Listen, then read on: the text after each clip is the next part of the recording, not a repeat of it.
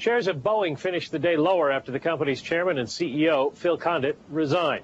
William Alderman joins us now to take a closer look at what may be next for the world's largest airplane maker. He's the president of Alderman & Company, a New York-based investment firm specializing in aerospace and defense industries.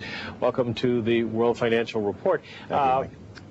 Airbus is passing Boeing in terms of orders. It is. Boeing stock has come nowhere near, performance has come nowhere near the S&P over the last few years. And now we've had some ethical problems in the last couple of weeks at Boeing. Right. Any surprise that the CEO is gone? Sadness, Mike, that the CEO is gone. Surprise? No. I think that when one sees a CFO leaving a company like Boeing, it is partially to be expected that there's more to fall. I guess one could say when there's smoke, there's fire. But I would clearly say we, and I think many of the suppliers to the industry, are saddened. It's a sad day for American aerospace history. What about for Boeing? Sad day for Boeing, or can Harry Stonecipher or someone else who may yet to come turn things around? Well, Stonecipher's not a young man. He's 67 years old. He's got a great reputation in the industry, Mike, and I think many people believe he will get the job done. But he can't be there for very long. Just his age, he can't run a 10-year tenure like we'd like to see. So I think Stonecipher is there for a short turnaround. He's done a great job with many companies before, from Douglas to Hamilton Sundstrand today, Hamilton Standard back then. So I think we all believe that Stonecipher can do a turnaround, if we'll call it that, which is amazing that we have to say that for Boeing. But I think longer term, we're going to see new management at the top, maybe new governance at the board level. Well, how bad are Boeing's problems? We just saw some headlines cross a few minutes ago that Moody's is continuing reviewing Boeing debt for downgrade.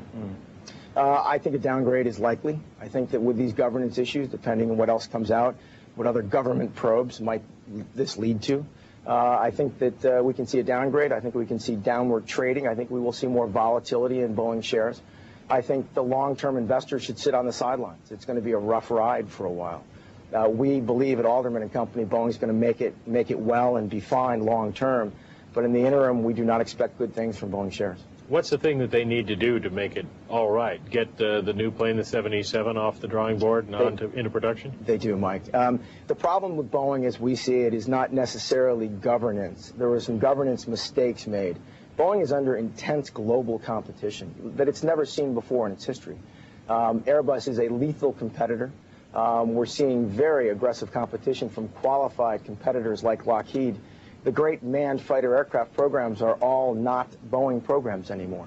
The JSF, the Strike Fighter. Boeing has old legacy programs and is no longer an engineering leader.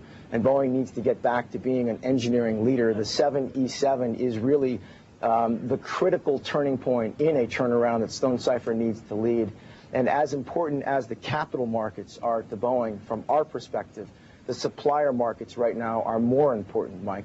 Boeing's got to convince its lead suppliers that it will launch the 787, that it's a leading, winning program, and it needs those risk-sharing partners to join the group.